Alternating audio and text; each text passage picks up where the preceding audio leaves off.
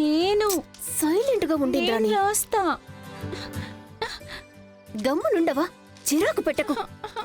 నేను రాస్తా. అమ్మా చూడమ్మా, నన్ను రాసుకోనివ్వకుండా ఏం చేస్తోందో. అక్క నేను రాస్తాను. ఏయ్, తనకేదో ఒక బుక్ ఇవ్వు, రాసుకుంటుంది తనే. తనకేం వచ్చని రాస్తుందమ్మా. పాప ఏదో ఒకటి అడుగుతుంది కదా. ఇదిగో ఇందులో రాయ్.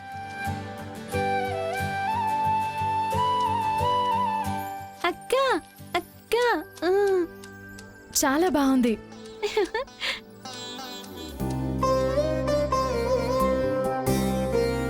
అక్క, నాకు సెమిస్టర్ మొదలు పెట్టేశారు. కాలేజ్ నాకు బాగా నచ్చింది. బాగా చదువుతాను. అక్క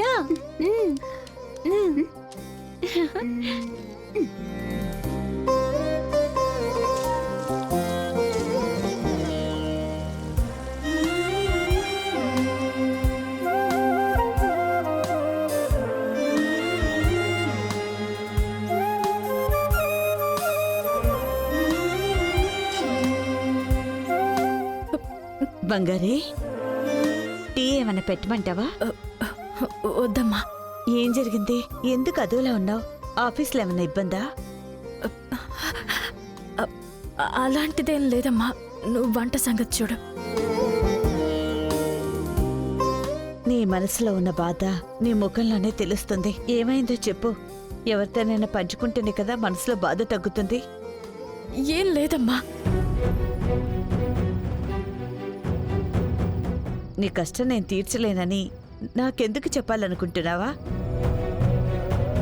తీర్చలేకపోయినా నీ మనసు కుదుట పడేలా 2 మాటలనే చెప్తాగా. బంగారి, బంగారి ఏమైంది? ఏమైందమ్మా? బంగారి చెప్పు, ఏం జరిగిందో చెప్పవే. అడుగుతున్నాను కదా.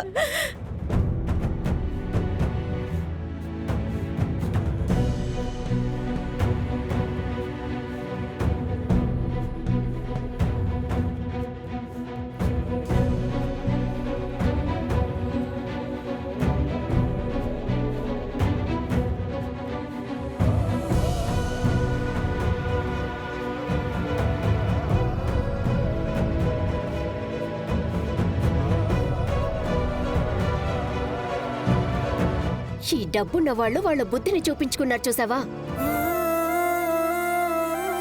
వాళ్ళ గురించి మంచి వాళ్ళు గొప్పోళ్ళు అని ఏమేమో చెప్పావు కదక్క. అలాంటి వాళ్ళు ఇప్పుడు నీ మీద నిందెలా వేశారో చూసావా. నాకు వాళ్ళందరూ మాట్లాడిన మాటలకి ఏ బాధ లేదు తను. కానీ చివరి వరకు ఝాన్సీ అమ్మ నా కోసం ఒక్క మాట కూడా మాట్లాడలేదు. నాకు అదే చాలా కష్టంగా ఉంది. ఆవిడకి డబ్బులున్నాయి కదక్క. ఆవిడేమన్నా పెద్ద దిగొచ్చిందా ఏంటి? తను మరేంటమ్మా? నువ్వు మాట్లాడొద్దని చెప్పానా? దాన్ని తిడతావేంటమ్మా? నాకు జాబ్ పోయిందనే బాధలోనే కదా తను మాట్లాడింది. ఇన్ని సంవత్సరాలైనా ఇంకా ఎవరి మంచివాళ్ళు ఎవరి చెడ్డవాళ్ళు తెలియకపోతే మనం మాత్రం ఏం చేస్తాం? ఒక విషయంలో తప్పు జరిగితే అన్నీ తప్పులే అని ఎలా అనుకుంటారు? ఇంకా మారకుండా అలానే ఉన్నారు. ఏంటమ్మా నువ్వు కూడా ఇలా మాట్లాడుతున్నావు?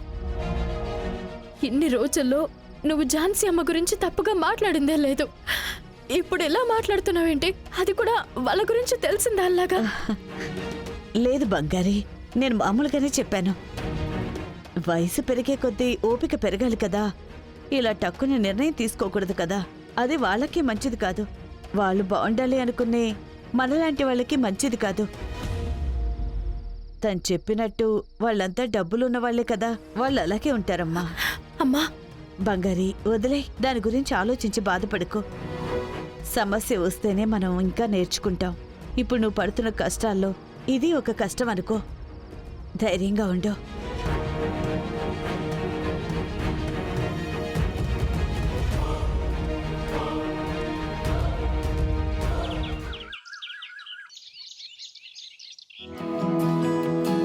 ఇదిగోమ్మా తిను.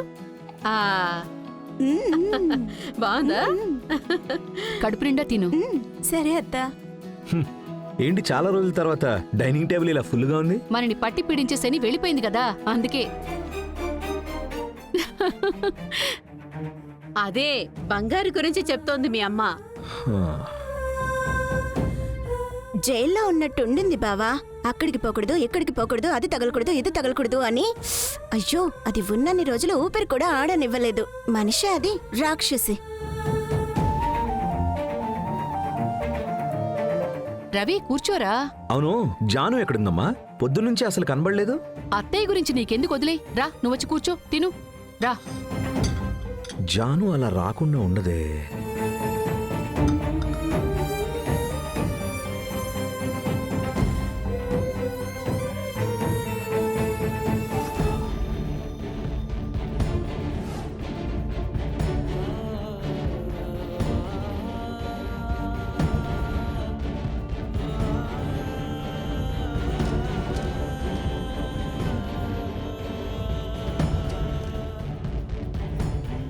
ఏంటమ్మా ఇది అలా తినకుండానే పెట్టేశారు?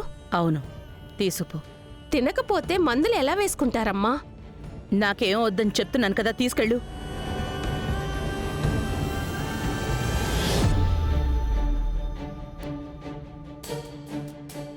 ఏంటి జాను తినలేదా?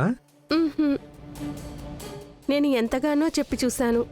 నిన్న రాత్రి నుంచి ఒక్క మెతుకు కూడా ముట్టలేదు, మందులు కూడా వేసుకోలేదు. Oh my God. ఆ అమ్మాయి బంగారి వెళ్ళిపోయినప్పటి నుంచి అమ్మ లోపలే ఉన్నారు. సరే, ఇటివ్వండి. ఉమ్. మీరు వెళ్ళండి.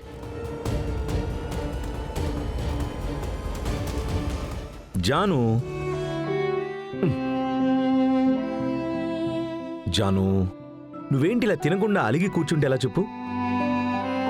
తను మధ్యలోనే వచ్చింది, మధ్యలోనే వెళ్ళిపోయింది. అందుకు నువ్వు తినకుండా మందులు వేసుకోకుండా ఉంటావా? ఇదిగో తిను. తన వైపు తప్పుంది కాబట్టే తను ఏమీ మాట్లాడకుండా వెళ్ళిపోయింది. వదిలే జాను, నువ్వు తిను. రా, ఆ పట్టు. నాకేం వద్దు, నాకు ఆకలిగా లేదు.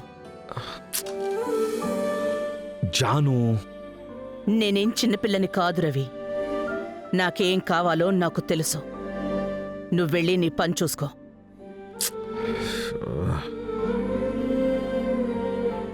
ఎంత నటించి నటించి మాయ చేసిందో చూడు.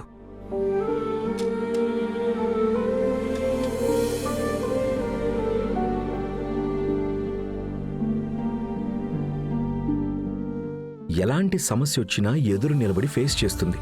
దీనికెందుకు బదులు చెప్పకుండా వెళ్ళిపోయింది? నిజంగానే నగ తీసుకుని ఉంటుందా? కంపెనీ నుంచి క్రెడిట్ కార్డ్స్ వరకు అన్నిటికీ యాక్సెస్ తన దగ్గరే ఉంది. కావాలంటే ఎందులో నుంచైనా తీసుకోవచ్చు. నేను తెలుసుకోవాల్సింది ఏదో ఉంది.